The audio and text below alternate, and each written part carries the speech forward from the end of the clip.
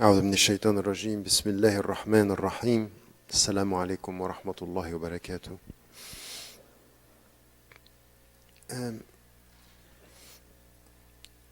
You heard all what was said, and I think that if now you have done something for these two organizations or think of doing something, please, inshallah, do your best to support what they are doing. Because I will start with the last words that we heard about what is happening in our communities in the West. The Western Muslims here in the States or in Canada or in Europe or in Australia, over the last 50 years, and more importantly the last 30 years, if you look at the situation, it's true that we are facing lots of challenges. Many are talking about what is happening and what happened after September 11th.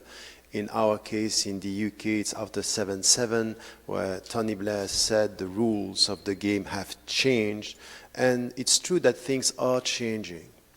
But even before this, remember that if we were to discuss what was happening in the West, and we were facing at the end of the 80s, all the discussion about the headscarves and the new visibility of Muslims in the West.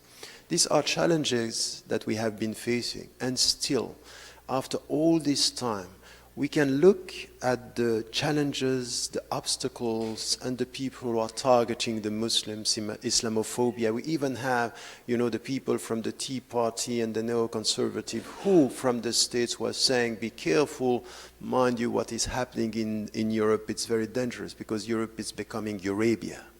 Eurabia means Arabs are colonizing Europe. And when you say Arabs, it means Muslims.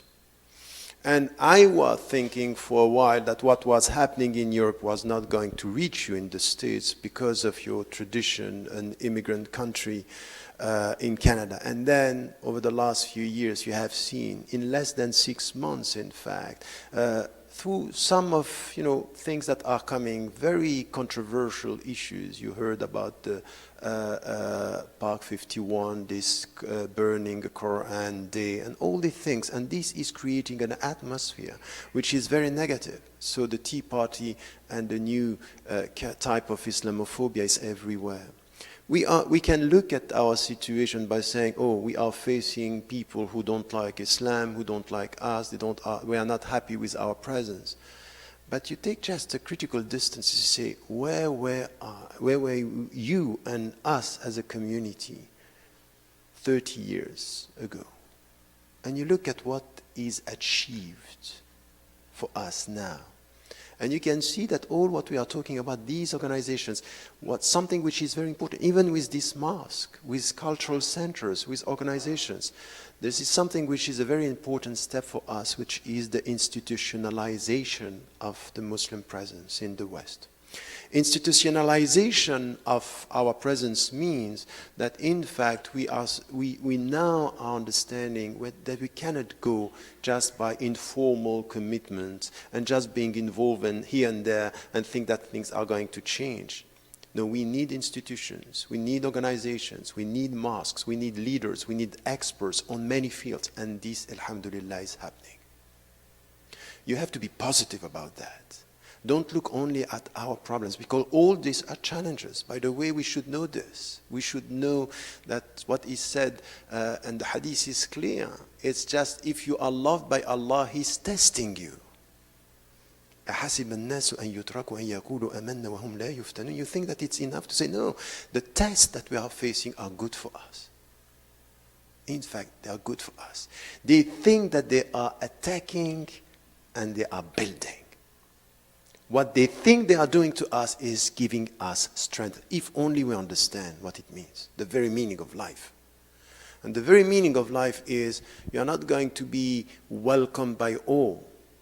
Give me one name of one messenger, peace be upon them all. Give me one name that was not facing challenges and adversity and people attacking him. Give me one name. And then it's because of this that you understand the very meaning of life. People sometimes are bad to help you to be better. You come with peace and they say, we are going to attack you. and they give you this strength. So if you look at the last 30 years, at the end, you have to be very confident and positive.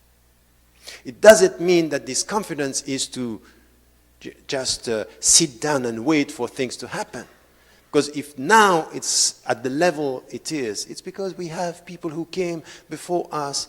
You know, Sheikh Muzammil Siddiq, we talked about him. Before us, many people were struggling and working and doing the job. And now we have these institutions. So our wisdom is not to be passive. It is to be wisely active, in a wise way. And to think about what are the challenges, what are our priorities. And then you come with the very meaning of our life. When people were, why do we have to follow the Prophet ﷺ? He's the example. لَقَدْ كَانَ لَكُمْ فِي رَسُولِ اللَّهِ أُسْوَةٌ حَسَنَةٌ. He's the best example.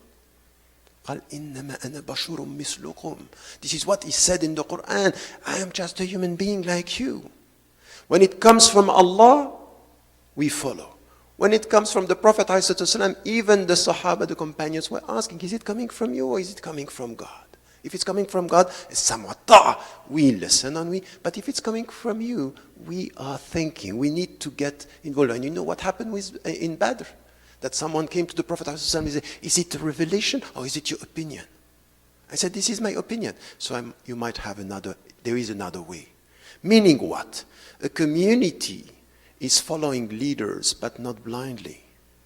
Following leaders with a critical mind. If you have to be critical with your own leaders, what about your society? What about your society? You are American citizens, and now it's time to understand the environment with which you live and to understand the very meaning of life. Why? Because the Prophet ﷺ, not only he was the leader, but the quality of his leadership was based on the people around him. But Allah subhanahu wa ta'ala, al-Mukhtar, the one who was chosen, he was chosen and the companions were around him, following him, not blindly, but with understanding. Al-Fahm, as Umar was repeating, al-Fahm, al-Fahm, al-Fahm, understand. And not only you have to understand the Quran, but you have to understand your society. And you understand your society is what are the challenges, what are the priorities, and in which way, inshallah, we have to be involved in the whole thing. And the first thing that we have to do is really to understand the very essence of this tawheed we are talking about.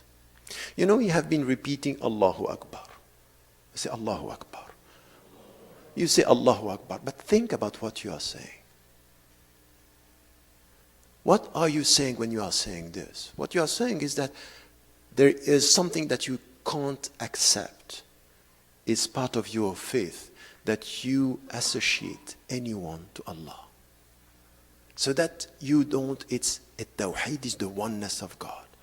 But the process of saying La ilaha illallah is a liberating process. You have to liberate yourself from anything which is an association to Allah. And the first is your own ego.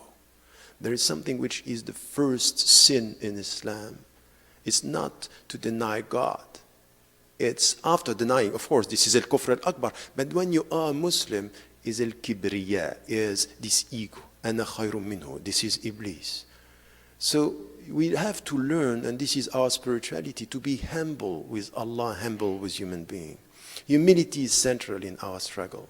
Why am I saying this? Because even when we are facing people who are attacking Islam, the quality of our resistance will be on the quality of our humility. Our humility is central here. Is atawakkalu ala Allah is central. Atawakkalu ala Allah means something which is very important. I liberate myself from my ego, but I know something. If He wants, whatever you want is not going to count. What He wants is going to happen. What He wants is going to happen. And if you think that you are in the States by accident, you don't have a sense of history. You're not in this country by accident. And it's not for you to think, I'm in the States to convert people. This is not your business. Your business is not to convert people. Your business is to be good Muslims wherever you are. Now, what is going to happen to the people, it's between Allah and them. What you have to do is to be the good people in this country. And the good people in this country is not to victimize yourself, to apologize because you are Muslim. It's to be confident. And the confidence comes from the very understanding of this Tawheed, La ilaha illallah. It's the very meaning of Allahu Akbar. Whatever you try to do to me, Allahu Akbar. Whatever you think that you can do to me, Allahu Akbar. If I put my trust in Him, do whatever you want. I'm free. My freedom is to be close to Him. My freedom is to know that whatever I will do will happen only if He wants it to happen. This is the spiritual meaning. And in fact, by saying this, this is what you get your strength. This is your strength because you understand that anything is possible. Anything is possible.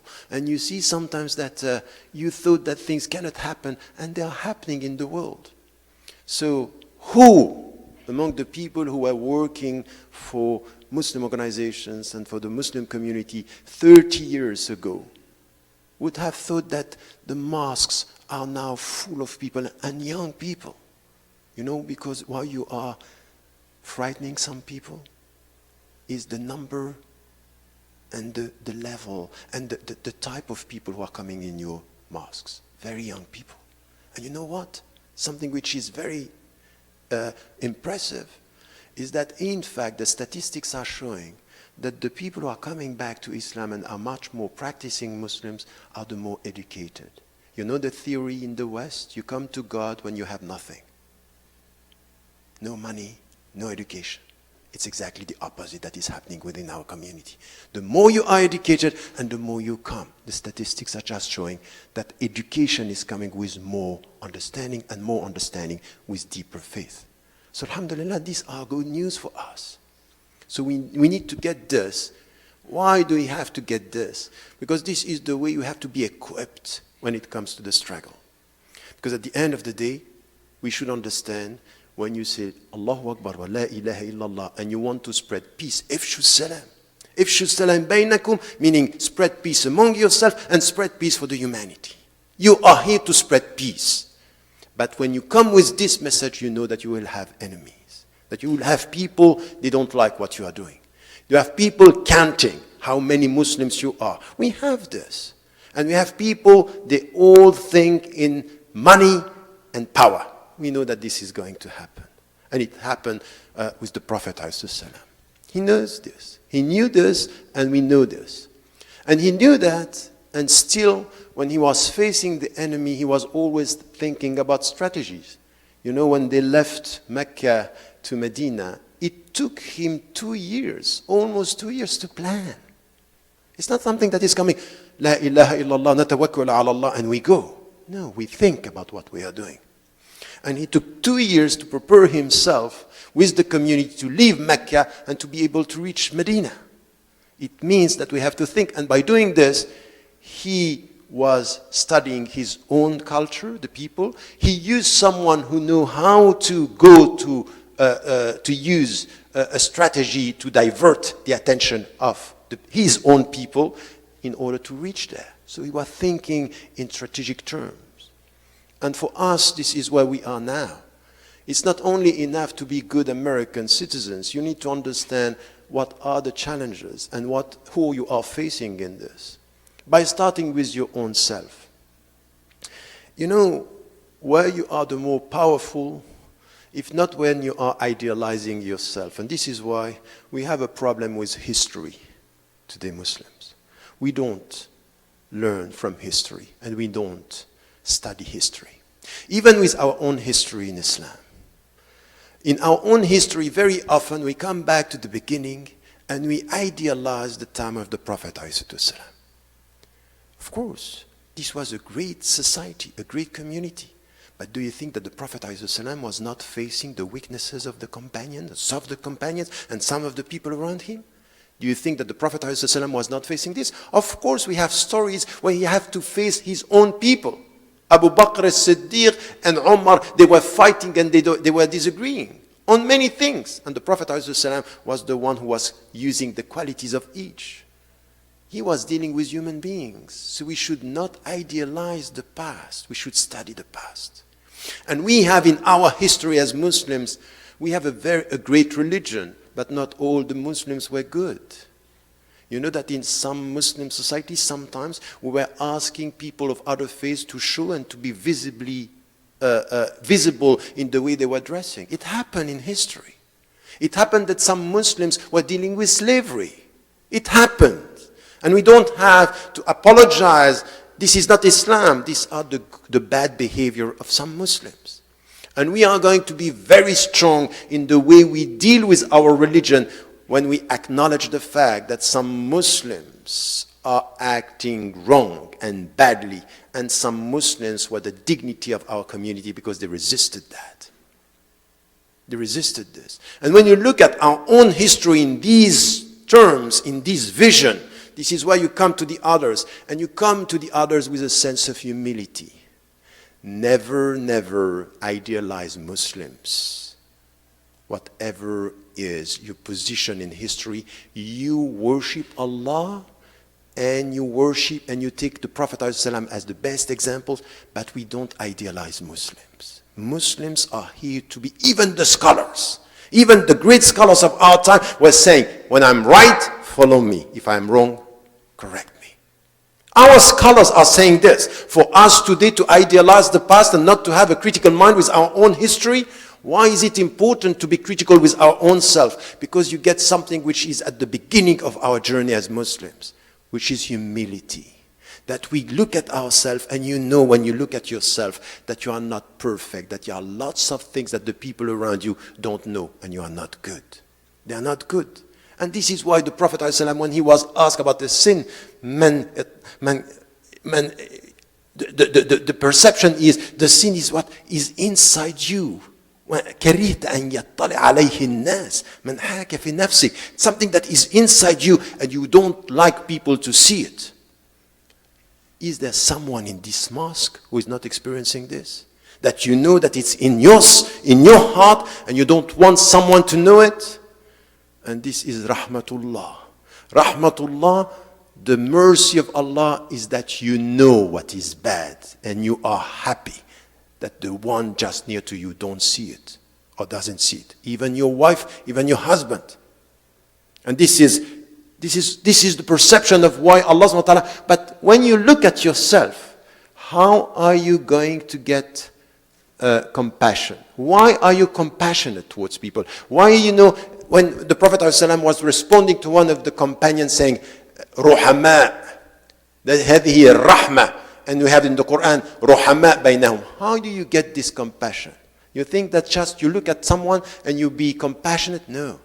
To be compassionate with others, you start with yourself, by looking at what you are hiding. And it's exactly the same with history. We look at history and we understand that the Muslims were not all great. That today we are dealing with discriminations and racism and injustices. If you want to struggle the right struggle in this country, never forget that you as Muslims and us in Muslim majority countries will also have these problems. Why am I repeating this? Because I don't want us to come with a sense of arrogance when we are dealing with the United States of America. We have no lesson to teach as to our history. We are not always great. But we have something to contribute with our religion and our principles. But the fact is that we have to come in this society with a sense of humility. And humility and modesty, very often we speak about modesty in the way we dress. Modesty is also the way we think. Muslims need intellectual modesty. Muslim needs intellectual humility. We need to study history to understand that within our communities and within the Muslim majority countries, we have to struggle. And the same struggle that we have to do within, we have to do outside. In the United States of America, this is our contribution. But do it with a sense of confidence and humility. Confidence, because we say La ilaha illallah. Humility, because we know what human beings are able to do. And what is good and what is bad. And this is the way we need to come to our discussion. I really don't like to see Muslims now rejecting the West as if everything in our history was right. That's not true. Rejecting injustices in the West as if we were all just. There is a great deal of injustices within our communities today, and this is where we have to understand. And this is where we are gaining our strength, by being self-critical. You want to be open to others, be self-critical with your own self as Muslims in the name of Islam, and try to reconcile your own presence in this country with your values. So today, when we deal with the United States, and we say there is racism in this country, and there is racism in this country. It's not because you have the first African American as a president that it's over. But within the Muslim communities, we have racism. We have injustices. The way, for example, in this society, sometimes a woman with the same skill as a man is paid less than a man. That's not right. And as Muslims, we should say it's not right. Same skills, same salary. This is the way we deal as Muslims. And we say to the people, it's not the way you dress that makes you free or not. It's if you have education and equal opportunity in the job market. This is what makes you free in a society. And this is what we have to promote. And the statistics are showing once again that our sisters today are becoming more and more educated than men. That it might be in the near future that we have to have seminars not on Muslim women and the rights of Muslim women, but mainly on Muslim men and their role. It's coming soon. Many of our sisters, they don't find partners and Muslims who are at their level. Think about it, this is something which is crucial in the way you educate your kids in this society. So, what I'm saying here is that this deep understanding that at the end of the day, we have to be full of humility, which is the starting point of our spirituality. And then with this, when do you start loving the people around you? By looking at yourself and understanding that what would have you done, for example, in one specific situation, and what are your own weaknesses? By looking at your own weaknesses, you start opening your heart to the people. You become full of compassion because you know that you are not perfect. You see someone lying, and you can lie. You see someone doing things about, lack of courage. I saw people who have a lack of courage when it comes to, coming back to the States after 6 years and having some leaders telling me, Tariq, please don't speak about Palestine. Why? Because it's a hot topic here. We don't talk about it. And you think about this, you say, I don't like this. I don't like someone telling me this. But at the end, you look at yourself and say, okay, check yourself. What are the areas where you yourself are lacking courage, not being involved? And by doing this, you open your heart to others. And this is the starting point of our journey. We are for justice, but before being for justice, we should be for love. We should be people caring about humanity. We should be, when you read Inna Allah ya'muru bil 'adl wal ihsan, think about ihsan, this sincerity is beyond justice. It's good to be just, it's not good to be only for justice. To worship justice is not us. We worship Allah, and what is beyond this is also a sense of forgiveness and compassion towards the people. So I don't want all this discussion to end up with something which is we struggle for our rights and we don't spread peace and love around us. In fact, all what we are doing for justice should be in our heart as conditions to something which is beyond that, which is this sense of we are caring about humanity. وَلَقَدْ كَرَّمْنَا بَنِي آدَمَ. We gave dignity to human being means I care about human beings. I care about these kids who were killed today. I care about injustices for Muslims and non-Muslims.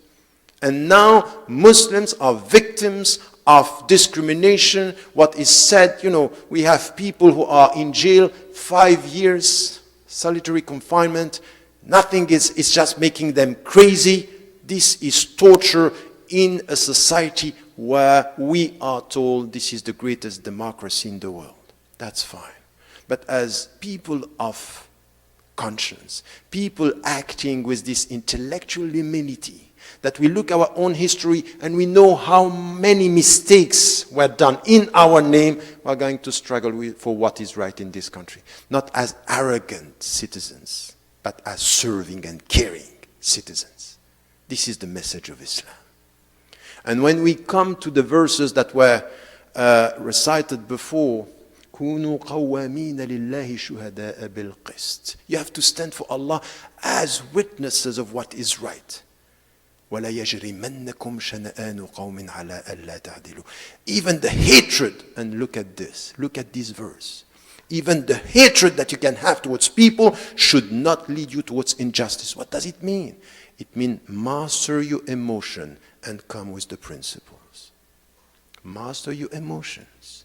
Even hatred cannot justify injustice. And sometimes we are emotionally unjust because we are emotionally driven. This is the way we are coming. And they have another verse telling us, يا أيها الذين آمنوا كونوا قوامين بالقسط شهداء لله. So it's just to stand for equity as witnesses to God. And by doing this, by doing just even against yourself or your parents. The two verses are constructed in a way with other people that you can hate and with your own people that you can love. Be just. Two verses that are telling us, be careful. When you hate and when you love, at the end of the day, the principles should direct your education. Be people who love and be people who are always just. Even if you hate, it has to be done with principles. Now we are in this country, and some are keeping on this discourse about the Americans. They are this, they are that. And we have to stop this business. We have to come now and to feel that we are and you are American citizens. This is your country. And you care about the future of this country. And what you want for this country is to be less arrogant, to lecture the world about justice and torture. When you read and listen, the President of the United States lecturing the world saying, we don't want violence there. You might have to tell him, you know what? Start with self-criticism. Start with self-criticism. What is happening in your jails is not dignified. It's not. So the way we can talk, it's always the way we have to deal, because many Muslims are saying, look at what happened in Guantanamo. That's fine. In Muslim majority countries, you better not go to jail there. You better avoid it. Because you have no name there. You know what happened to me? What protected me when I came back in Egypt in the 90s under Mubarak, I have a Swiss passport. I had a Swiss passport and they were going to beat me. And the other guy told him, no, he is a foreigner. He's a Swiss. So they took me in a room and they beat an Egyptian to show me how they were treating the people there. It was a massacre. And I went back and said, you know what? I will never forget what I saw. And I will be a witness to what I saw outside. And I kept on repeating this story. Because in fact, in the Muslim majority countries, people are treated with no dignity. So instead of saying us Muslims, they say, in the name of Islam, some Muslims are right and some Muslims are wrong, and some Americans are right and some Americans are wrong. And as American Muslims, this is where we have to be, on the side of the people who are with the oppressed. So we were told today that they are victims. So it's good to know that they are victims. But we should not victimize ourselves. Now it's the time to be citizens, to stand up with confidence, with our heart, with our mind. But please don't make it a struggle of minds. Making a spiritual struggle of hearts. Serving the people. Serving the people in this society, it's very important in the way we deal with it, in the way we talk to people. And it means two things, and I will end with this. It means to learn more about even the history of this country. Because many things that you are witnessing and facing today as Muslims happened to other people before you. You're not the first to be the victims. You know, there were people, the social movements here, and people who were dealing with civil movements were saying, I am somebody. Saying to power, we have to be treated with dignity.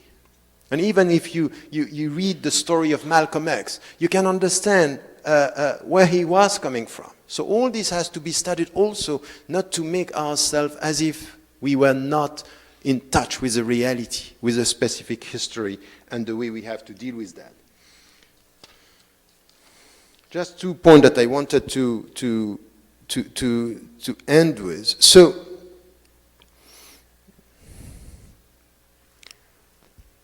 this is where we have to be involved in this society and to face power and to be quite clear. This is where you as citizens, and it was said here, many things that were putting some people in jail were part of the American culture. It's completely lost. Completely lost. And now we have less and less freedom, more and more laws, and lack of clarity. And it's on purpose that sometimes they say, no, we are not going to explain. The politicians and the judges are going to decide. So in this gray area where the laws are not clear, anything can be decided against you. So no one is secured. And it's in fact coming from where? It's coming from a policy where we are spreading mistrust and fear within the society. More law, more fear, and less clarity in the legal framework. When you have this, you are putting some people in danger, and you can use them whenever you want. Now that we have people who are playing with the terrorist business, some experts, some politicians, they are using this against us, and they are pushing sometimes. We had a case of someone who was pushed by the intelligence service in Switzerland, and he ended up converting to Islam and saying what happened, that he was sent to put the director of the Islamic Center, my own brother, in a bad situation. But he liked him. And he converted to Islam. And he came back and said, you know what? I was sent to put links in the computer of the Islamic Center with terrorists, just to put you in trouble. Walhamdulillah, yamkuru wa yamkurullah.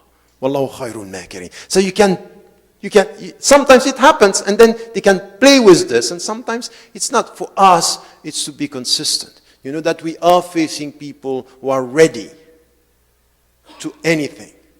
And they are ready to use by all means, if they want to criminalize you, to demonize you. So we have to be consistent and to be courageous and humble at the same time. Full of determination in what we want. So when we talk to power, when we deal with this, we need to have institutions doing the job. So we have to help, and we have to delegate, to mandate some of our brothers to say, okay, do the job here. On the other side, this is your business as American Muslims, is to deal with your fellow American citizens. And this is where it's not the same. Many of the people who are with you, they don't know much about Islam. The level of ignorance about Islam, it's just impressive in the States. Impressive. So, you know, once a sheikh was asked, Sheikh, what is going to happen to people who are living in tribes very far from civilization? They never heard about Islam. Are they going to hell or are they going to paradise? And his answer is, I don't know about them, but no, I know about us. We might be responsible for not letting them know what Islam is all about. So instead of asking about them, ask about your own duty. We are the champion of judging the others. Mother Teresa, is she going to paradise? I got this question so many times. I don't know. I don't even know where I'm going. You're asking me about her?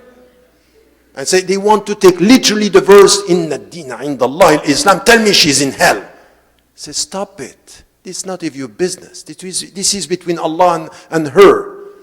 The level of sincerity, we don't judge people. We know that for us, the last revelation is truth. This is Islam for us. Now, what the people know who don't know about Islam, the level of sincerity, this is not us to respond. The only answer you come with is Allahu A'lam, and it's the best answer.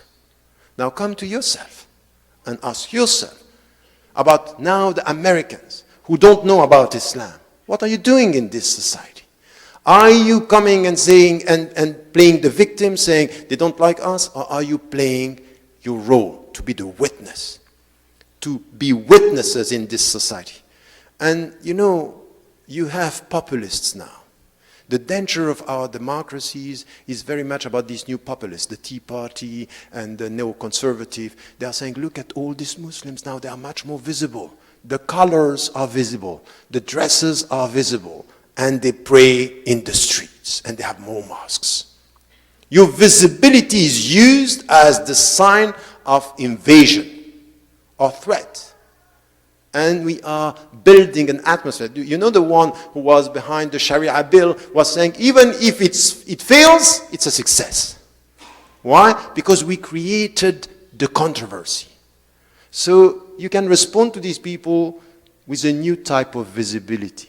And your type of visibility is not only by the way you dress. Dress the way you want. Have the color and the names you want. That's not the point. The point is to add to this visibility, the natural visibility, an awareness, a conscient visibility of something else, which is the ethical visibility. The ethical visibility is this distinctiveness that we are coming here, and الأمر بالمعروف كنتم خير أمة أخرجت للناس تأمرون بالمعروف وتنهون عن المنكر. We should have the distinction of behavior, the ethical behavior. So let the people around us see us as agent of change for the better for all, not only for Muslims. When we talk about what is happening, you know, and then you come and say, okay, look, I'm not going to forget the history of the United States of America. Don't lecture me on the past, because in this society, the way the Native Americans were treated is undignified. We're not going to forget that. This is part of our past. So instead of coming with the great values of today, let us think about the bad behavior of the past and being humble in the way we deal. And then you deal with your fellow citizens in a way which is integrating in your mind the whole history of this country and being visible in a positive way, with the way you serve, the way you talk, the way you are visible for justice and love and caring, solidarity, and all this type of presence, this distinctive presence, which is, think about your visibility.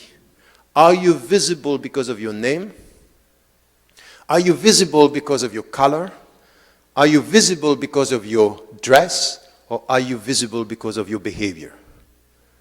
Which type of visibility you have?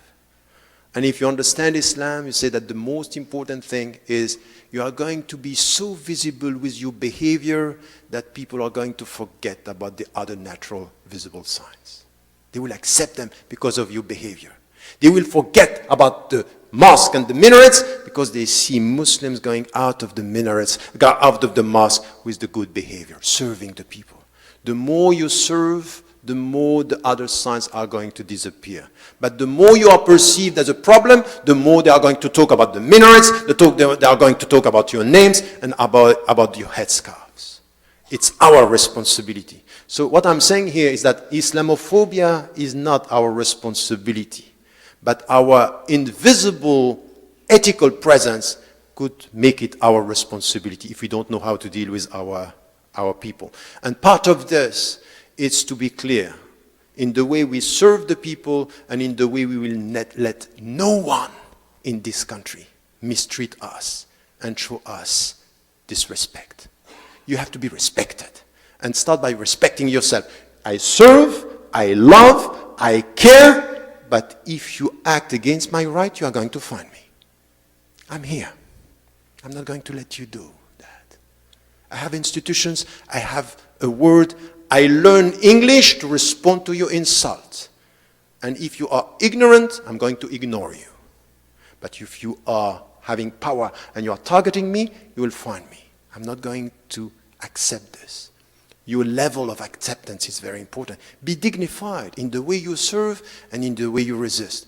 And don't accept people coming with a hierarchy of racism. The racism against this is okay, the racism against this is not. There is a new type of racism today against Muslims. We don't accept that. But there is something which is not acceptable, which is now in your country a very dangerous situation. Something that we find in the Middle East, and we know in the Middle East how much is unacceptable.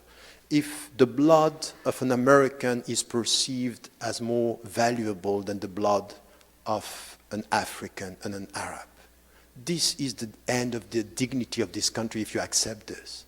So, for example, you were told just after September 11th, when you give money to Palestinians, this is, it's a political issue. Palestine is a political issue. The Israeli government is trying to change this into something which is humanitarian. Poor people that we want to help. They are not poor people. The Palestinians are oppressed. They are not poor people. It has to do with oppression. But we transform this into poor people that we need to give money to them. And when you give money to them, we are criminalized because we give money to them. So it's the end of the story. First, it's no longer a political issue, it's a humanitarian cause, and if you help them, you are associated to terrorists. How are you going to help the Palestinians then? And I saw too many Muslims today, or Americans, who are scared of talking about this. So let us be consistent, not accepting this kind of discrimination, this kind of hierarchy, and saying with a clear voice that we are always on the side of the oppressed. Palestinians, Latinos, African, whoever is oppressed will find us on his or her side. This is our message as Muslims. But as I said, I come back to the beginning, it starts with our heart, it starts with our mind, it starts with two things. Very humble as to who we are, very ambitious with what we can do with the help of Allah. Inshallah. Wassalamu alaikum wa rahmatullah. Wallahu a'lam wa ala